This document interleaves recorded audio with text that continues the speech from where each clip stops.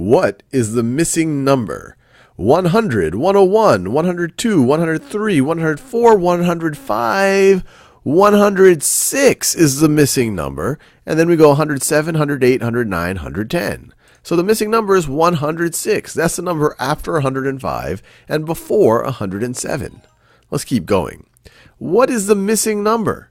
Well, if I start at 100, the next number is going to be 101. And then we go to 102, 103, 104, and we go, keep going. This is exciting.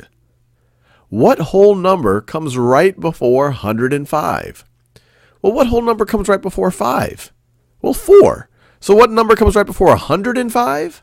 Well, it's going to be 104. If you're counting after 100, you get 100, 101, 102, 103, 104, and then you go to 105.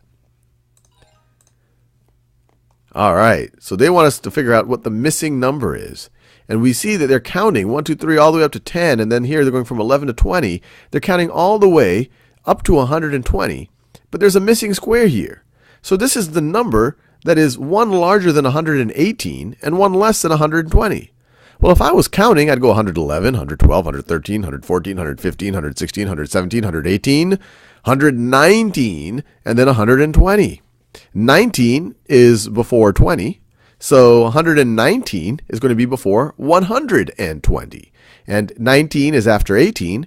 So the number after 118 is going to be 119. Let's check our answer. Let's do one more of these.